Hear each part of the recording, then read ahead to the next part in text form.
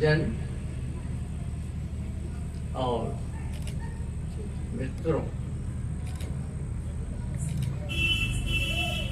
आज तीसरा दिन है। 2 दिन से मैं लगातार बोल ही रहा हूँ। सबसे पहले तो मैं इस बात के लिए आभार प्रकट करता हूँ पत्रस से जुड़े हुए साथियों का, जिन्होंने बैसवाड़े की इस धरती पर मुझे बुलाया, इसकी धूल को मैंने अपने पैरों से छुआ। हालांकि बैसवाड़ा मैं पहली बार नहीं आया हूँ, अनेक बार आया हूँ, लेकिन जब भी आया तो रमेश जी के यहाँ, और पहली बार ही जब आया तो मैंने कहा कि सबसे पहले गढ़ा कोला जाऊंगा,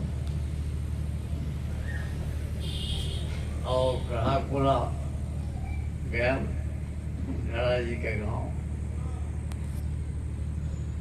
उसके बाद तो फिर बहुत आना जाना रहा, लेकिन ये इस बार जो आया तो ये बहुत अरसा हो गया,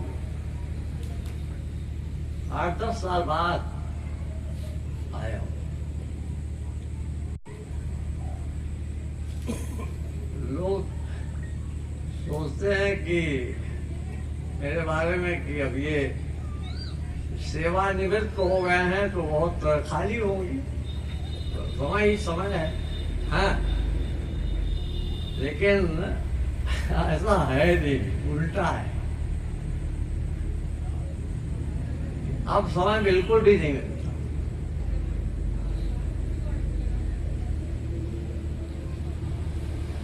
और मैं बहुत ही, देखिए, मैं झूठ नहीं बोलता, बहुत ही ईमानदारी के साथ मैं कह रहा हूं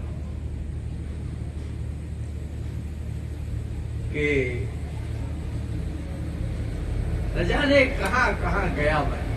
सब कुछ जानते हैं लोग, ये इन्होंने कहा भी, सब जानते हैं, जो मेरे मित्र हैं, परिचित हैं, सब जानते हैं कि भारतवर्ष तो पूरा घूमा ही है, आधी दुनिया घूमी, तमाम देशों में गया, व्याख्यान दिए, सम्मान किया गया, सब कुछ हुआ, लेकिन सबसे बड़ा सम्मान तो आज ही हुआ है मेरा, ये गांव में हुआ है, गांव में हुआ है। एक मुहावरा हिंदी का झूठा साबित हो गया कि घर का जोगी जोगड़ा, आन गांव का सिद्ध।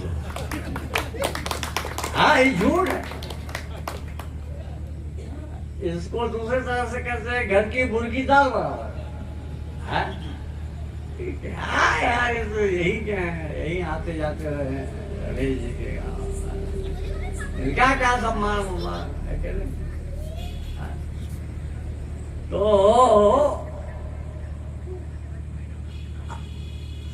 अपनी धरती पर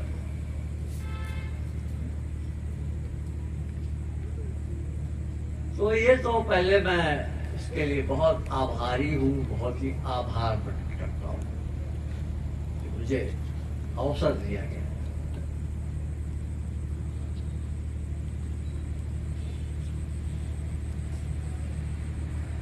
फिर मैं उन सारे वक्ताओं को आभार नहीं प्रकट करूंगा क्योंकि सब मुझसे उम्र में छोटे हैं और लगभग मेरे विद्यार्थी जैसे हैं, तो इसलिए मैं सिवाय इनको छोड़कर जो आप बैठे हुए हैं, इनको तो नहीं कह सकता विद्यार्थी जैसे हैं, लेकिन बाकी लोग जिन्होंने मेरी कविताओं पर विचार प्रकट किए, कहानियों पर, एक उपन्यास चुना, आलोचना पर, नाटक पर मेरे इन्होंने तो संस्मरण पर, तो मेरे रचना कर्म के एक तरह से समग्र रूप पर ये पहली बार यहाँ चर्चा हुई, समग्र बता।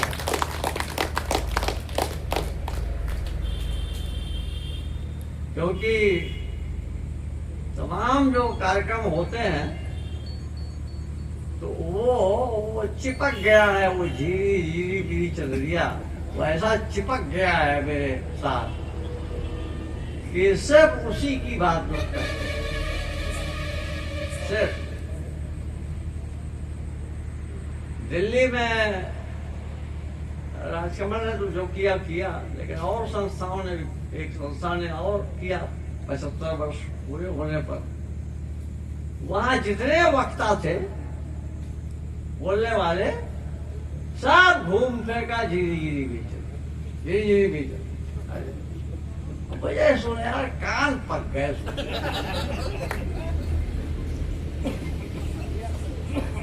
ये वैविध्य पूर्ण यहाँ रहा कि किसी ने कविता में बोला है, किसी ने नाटक में बोला है, कहानियों पर, और उपन्यास भी जो चुना वो बहुत अच्छा लगा। चयन मुझे पता नहीं अपने से चुना या किसी ने कहा मुकरा क्या देखे। क्योंकि जैसे मैं भी कल भी दिन भर बोलता ही रहा, भाषण ही देता रहा, घर पर इनके बैठा था, वहीं पर इतनी भीड़ इकट्ठी हुई थी, करीब 20-25 लोग आ गए थे। तो वहाँ एक युवक ने मुझसे प्रश्न पूछा कि हमें क्या क्या पढ़ना चाहिए। हमने कहा पढ़ने की कोई सीमा नहीं, सब कुछ पढ़ना चाहिए। तो कहा नहीं सर, हिंदी में बता दीजिए। पहले तो विश्व साहित्य की बात करने लगे, मैंने कहा विश्व साहित्य कैसे पढ़ोगे? पहले तो विश्व साहित्य तो अंग्रेजी में अवेलेबल है, अनुवाद अंग्रेजी आएगी तब तो पढ़ोगे, या फिर और भाषाएं आनी चाहिए। तो कहा नहीं, हिंदी में। तो जैसे मैंने प्रेमचंद का उदाहरण देते हुए कहा कि प्रेमचंद का प्रायः गोदान को महान उपन्यास बता दिया गया और उसी को पाठ्यक्रम में भी लगा दिया जाता है और उसी को पढ़ते हैं, उसी को पढ़ाते हैं प्राध्यापक। लेकिन गोदान की तुलना में तो प्रेमचंद के सभी उपन्यासों में सर्वाधिक महत्वपूर्ण उपन्यास है रंगभूमि। उसे जरूर पढ़ना चाहिए। मैं अपने उपन्यास कर कहता हूँ कि यार ठीक है, झीली झीली भी चल दिया, अरे मुखड़ा क्या देखे भी वो जरूर पढ़ना चाहिए। और ये मुझे वाकई बहुत ही अच्छा लगा कि मुखड़ा क्या देखे उपन्यास का चयन किया गया बोलने के। समय कम था, वरना शायद वो और ज्यादा बड़ा व्याख्यान होता, तो पूरा नहीं बताया। लेकिन फिर भी कमाल था कि आरंभ से लेकर अंत तक 10 मिनट को समेट दिया। ये भी एक कमाल ही था। तो इन सारे वक्ताओं को मैं उनके प्रति आभार नहीं प्रकट करूंगा, धन्यवाद नहीं दूंगा, उनको आशीर्वाद दे रहा हूं। तुम सब मुझसे छोटे लगभग, आपके अलावा, आपका तुम धन्यवाद, बाकी सबको आशीष। मुझे आगे भी आप आशीष दे। और इसी तरह से पढ़ें और इसी तरह से अपने विचारों को व्यक्त करें। यही सत्कर्म है, यही सत्कर्म है।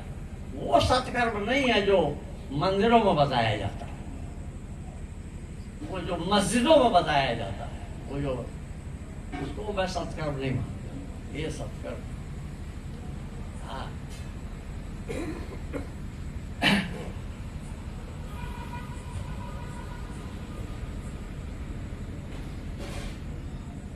ज्यादा मैं आज रमेश जैसे मैंने कहा कि आप तो मेरी भूमिका श्रोता की है, वक्ता नहीं, क्योंकि मेरे बारे में ही सब बोल रहे हैं और फिर मैं क्या बोलूं? तो मैं तो सुनूंगा भाई, मैं सुनता रहा। और वाकई मुझे नहीं बोलना चाहिए, क्योंकि मेरी भूमिका आज वक्ता की है ही नहीं। परसों ठीक है प्रताप नारायण को भी बोलवा लिया लोगों ने, वो बोल दिया, देवी तो शुक्ल ने बोल दिया। अब कल तो पूरे विश्व साहित्य पर बोलना पड़ गया मुझे, पता नहीं क्या क्या बोलवाया लोगों ने, है? तो आज तो श्रोता, लेकिन अब ठीक है। अब ये आलोचना, मेरी आलोचना पर बोलते हुए इन्होंने एक प्रश्न चिन्ह लगाया, वहां से शुरू भी कर दूंगा, अंत भी कर दूंगा। मैं ज्यादा बोलूंगा नहीं, बस वैसे भी थक गया हूँ बोलते बोलते। परसों दिन में बोला हूँ, कल दिन में बोला हूँ, कितना बोलूंगा भाई? रात भर भी बोले। हाँ रात में भी कल बोलता रहा। तो हालांकि मैं थकता उठता नहीं, दूसरे जरूर थक जाते हैं, सुनने वाले थक जाते हैं। इन्होंने एक चिन्ह लगाया गांव को, गांव को ले, गांव में रहकर कोई देखे, गांव में रहने लायक ही नहीं मिला गांव। और अब्दुल लिख रहे हैं कि साहब गिने लेखक हैं और फलाना है ठिकाना है, और फिर राग दरबारी को लिख दिया इन्होंने कि वो तो काल्पनिक गांव है, ये वो करके इन्होंने। तो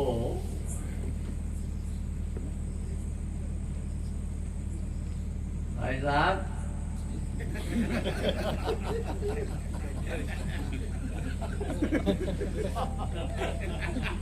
जो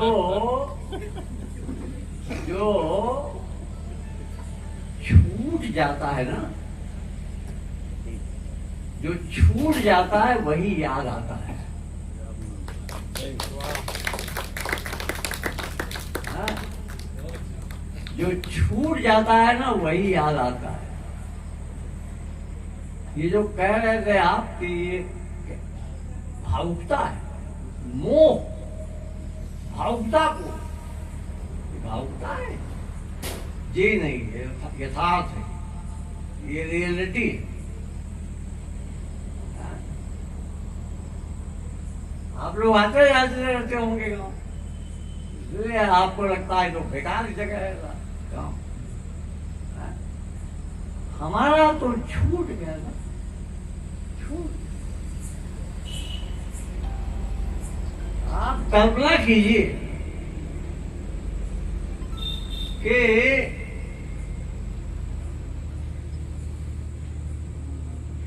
जब मैं पहली बार विदेश गया, विदेश तो पहली बार क्या,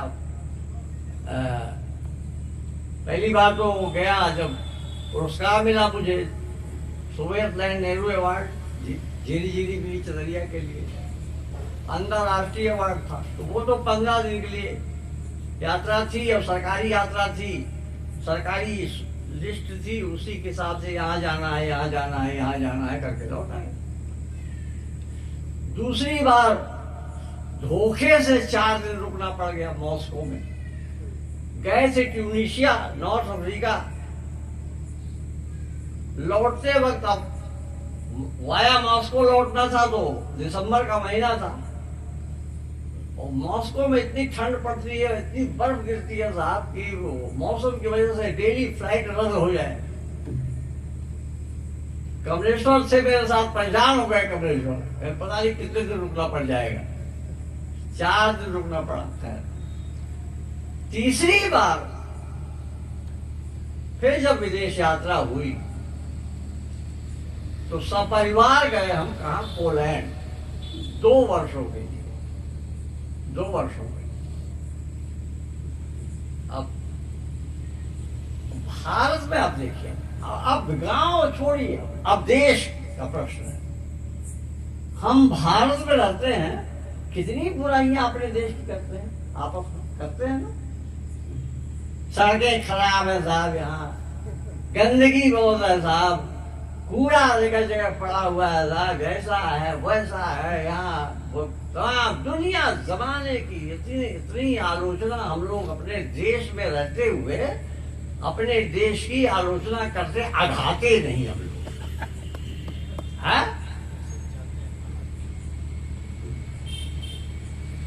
देखें भाई साहब, देश से जब बाहर चल जाए ना तब पता चलता है देश का महत्व, तब पता चलता है देश का महत्व। जब हम पोलैंड गए, सब पोलिश लोग, भाषा भी पोलिश सीखिए, अंग्रेजी नहीं जानता। विश्वविद्यालय में तो अंग्रेजी जानते थे विद्यार्थी, लेकिन बाजार में खरीदारी करनी है, आपको सब्जी खरीदनी है, ये खरीदना है, वो खरीदना है, दूध खरीदना है, जो भी सामान लेना है, बाजार में कहीं जाना है, कोई काम है, तो आपको एक भारतीय मिल जाता था ना तो लगता था अरे यार, अब चाहे जिस प्रांत का हो, अब वहां प्रांत नहीं है, हाँ, तो भारत का है। अरे अच्छा भारतीय है, अरे वो इंडियन, इंडियन। कोई तमिलनाडु के थे, वो अंग्रेजी बोलते थे, या फिर तमिल बोलते थे, अंग्रेजी बोलते थे, कहना Indian, yes, I am also Indian. अरे इंडियंस, अरे अब वहाँ तो इंडिया क्या खूब, इंडिया का बखान हो रहा है साहब। यहाँ हम लोग इंडिया को कह रहे हैं घटिया, क्या माहौल है। अब आप सोचिए कि देश से जब आप बाहर जाते हैं ना, मेरी एक बेटी लंदन में पीएचडी कर रही है, नौकरी नहीं कर रही है, पीएचडी कर रही है। वो आज तक मुझसे नाराज है। मैं जामिया में 1984 में आया और उसके 1-2 साल के बाद भाई ये छप गया था, झीरी झीरी मेरी चल, और झीरी झीरी मेरी चल छप गया। और ये जो कि इंटरनेशनल अवार्ड था, सोवियत नेहरू अवार्ड, तो इसकी चर्चा भारत में तो हुई ही, दुनिया में भी हो गई। इसीलिए बाद में इसका अंग्रेजी अनुवाद भी हो गया, वो तो खैर बाद में हुआ, लेकिन नाम फैल गया। तो शिकागो, जो अमेरिका का शहर है, शिकागो विश्वविद्यालय में एक प्रोफेसर थे, वो उत्तर प्रदेश के ही थे, सीएम नहीं, चौधरी, सी से चौधरी, चौधरी मोहम्मद नहीं, सीएम नहीं, वो आए हुए थे भारत, तो जामिया आए, तो हिंदी विभाग में भी आए, उर्दू विभाग में भी गए, हिंदी विभाग में भी आए। तो दोनों विभागों में उन्होंने कहा कि शिकागो विश्वविद्यालय में एक ऐसे अध्यापक की जरूरत है, भारतीय, जो 2 भाषाएं पढ़ा सके, हिंदी भी पढ़ा सके और उर्दू भी पढ़ा सके। तो ऐसा कोई आदमी हो तो बताइए। तो लोगों ने कहा कि हमारे यहाँ तो एक ऐसे आए हैं अभी नए, जो 3 भाषाएं पढ़ा सकते हैं। वो हिंदी भी पढ़ा सकते हैं, उर्दू भी पढ़ा सकते हैं और संस्कृत भी पढ़ा सकते हैं। क्या वो कौन है भाई कि हिंदी उर्दू संस्कृत? मेरे नाम लिया उन्होंने, कहा मिलवाइए उनसे। अब मुझसे मुलाकात हुई। उन्होंने प्रस्ताव रख दिया, कहा कि आप स्वीकृति दे दीजिए ताकि हम लौटूंगा मैं जब शिकागो तो वहां से आपको ऑफिशियल लेटर आएगा और आप शिकागो आ जाइए। मैंने कहा कितने दिनों के? तो उन्होंने कहा टिल रिटायरमेंट। मैंने कहा यार टिल रिटायरमेंट का तो मतलब हो गया आजीवन। अरे यार जब रिटायर होंगे, बूढ़े होंगे तब ना रिटायर होंगे, तब तो वही अमेरिकन बन जाएंगे। फिर तो हम फिर लौट के भारत कहां से आ पाएंगे? Till retirement. मैंने कहा छोड़ो बाबा, मैंने कहा मैं अपना देश, अपनी धरती नहीं छोड़ूंगा। मैं भारतवर्ष छोड़कर हमेशा के लिए तो किसी दूसरे देश में नहीं जाऊंगा, चाहे वो जैसा भी देश हो, चाहे जितना महान देश हो, चाहे जितना सुंदर देश हो, चाहे जितना धन मिले मुझे अपना देश, अपनी धरती नहीं छोड़। हाँ? अब ऐसे आदमी को आप कहेंगे गांव से आपको मोह है, जो देश नहीं छोड़ सकता। तो आप ऐसे आदमी से देखिए, मेरे दिल से पूछिए कि मेरे भीतर तो गांव भरा हुआ है। हाँ, रहता जरूर दिल्ली में हूं। लोग मुझसे कहते हैं कि आप रहते दिल्ली में हैं, लेकिन बदले नहीं है आप तो बनारसी लगते हैं। इलाहाबाद वाले कहते हैं आप तो इलाहाबादी लगते हैं। मैंने कहा वाकई मैं दिल्लीयाई नहीं हूं। हाँ, दिल्ली में जो रहता दिल्लीयाई हो जाता है। दिल्ली मैं नहीं बनता, नहीं बनता। जानते हैं शिवमूर्ति जी अच्छी तरह। आपने एक बार पोलैंड से चिट्ठी लिखी थी, हाँ, कि यहाँ गमले में धनिया बो दिया है, हाँ, और जमा हुआ है, उसी को सूंघ कर देश की याद आए। हाँ, क्या बात भाई। वहां पर एक तो सब्जियां सिर्फ मई, जून, जुलाई 2-3 महीने तक सब्जियां मिलती थी। इसके बाद सब्जी मिलती ही नहीं थी। और सब्जियों में भी अब तो खैर भारतीय, अब लंदन गया था अभी 2 साल पहले अपनी बेटी के यहाँ, तो लंदन में तो जो चीज भारत में मिल रही है सब लंदन में मिल रही है। करेला भी मिल रहा है, भिंडी भी मिल रही है, सब कुछ मिल रहा है ना। लेकिन वो जमाना ऐसा था कि वहां ही जो पैदा हो रहा है वही खाना है आपको। तो सब्जी के नाम पर वहां गोभी, आलू, टमाटर, प्याज, यही सब, एक कुछ लौकी और कुमड़े के बीच की कोई चीज थी, पता नहीं क्या नाम था।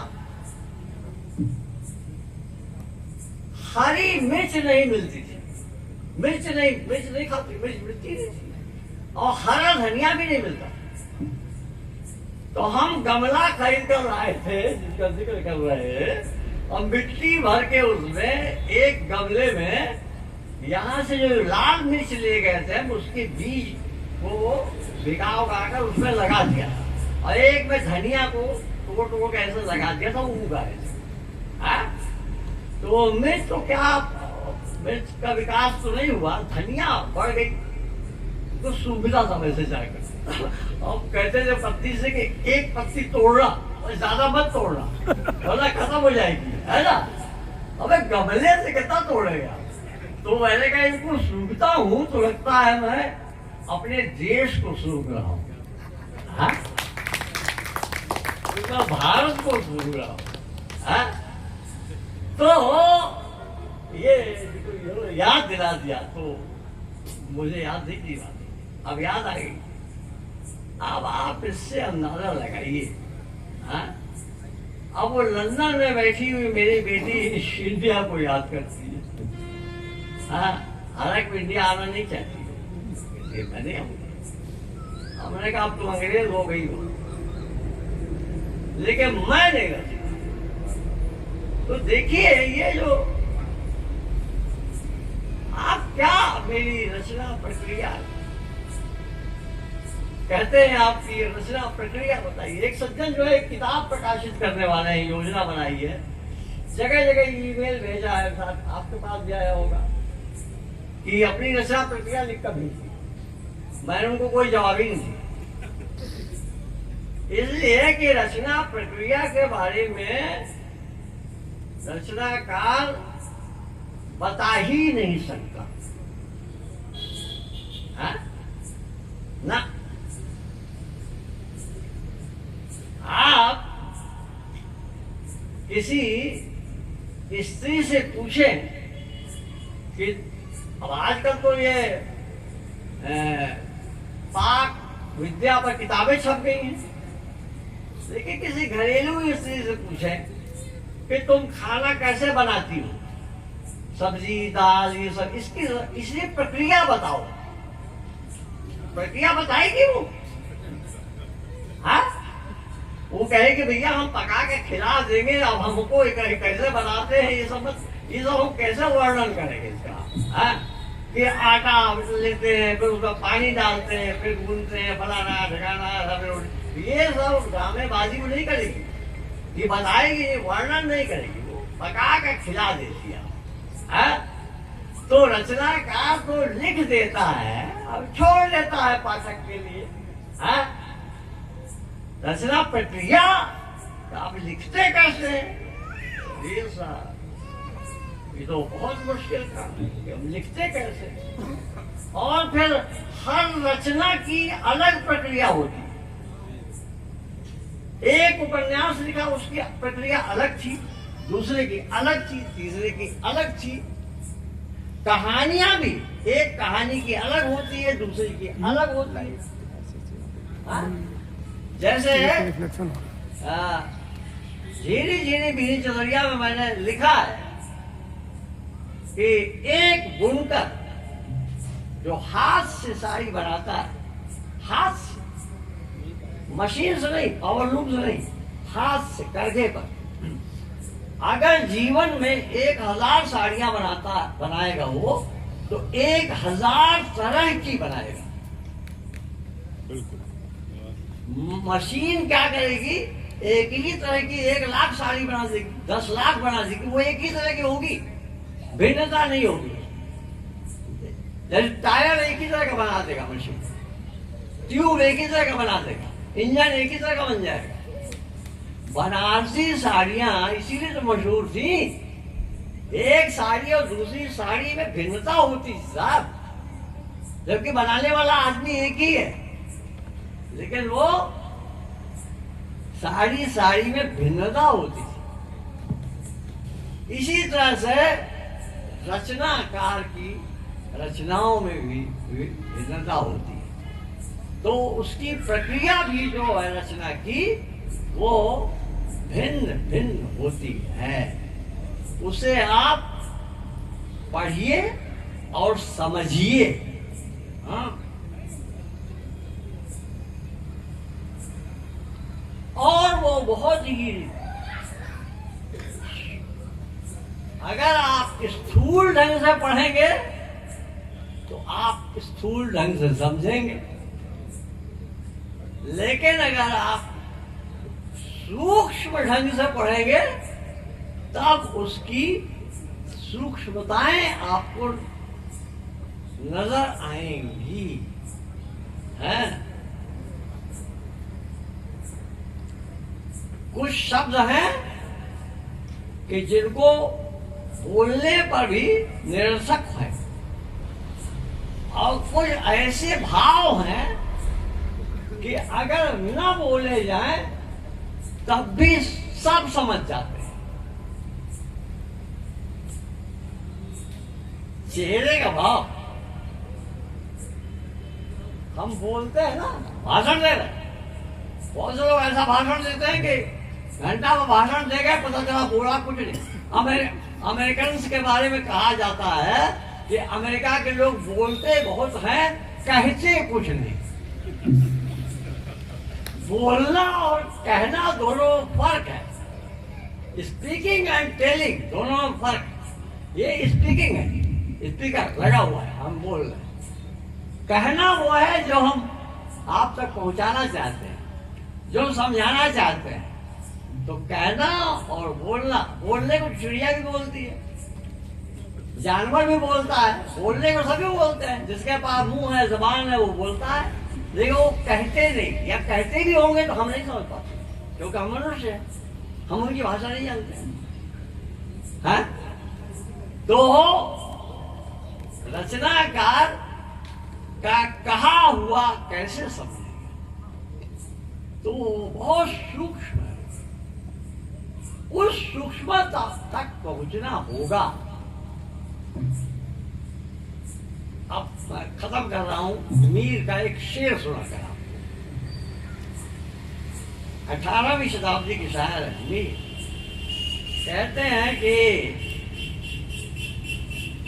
है उसके हरफे ज़ेरे लबी का सबों में जिक्र,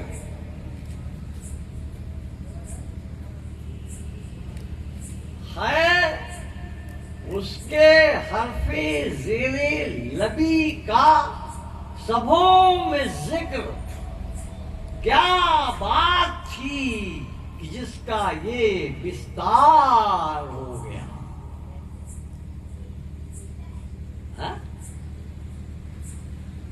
विस्तार तो संस्कृत का शब्द है, विस्तार जो शब्द है संस्कृत का, इस्तेमाल कौन कर रहा है, मीर कर रहा है। और विस्तार का जिस अर्थ में कर रहे हैं वो, इस अर्थ की टर्की जानते थे क्या? नहीं। सुना होगा। बनारस में छत को गच कहते हैं, पक्के फर्श के लिए गच है टर्किश में। बारिश के दिनों में औरत, घर की महिला जो है वो कपड़ा धोती है, सुखवा देती है, धूप निकली है, फिर बादल घेरा है, बूंदें पड़ने लगी तो अपनी बिटिया से कहती है, आज जा बिटिया गच्ची पर से कपड़ा उतार लाओ। हाँ, पानी पर से जाओ बच्ची, गच्ची पर से कपड़ा उतार। अब ये गच्ची के चीज सुना होगा तुलसीदास में, तुलसीदास ने लिख दिया उसको, आदि विस्तार चारू गच ढारी।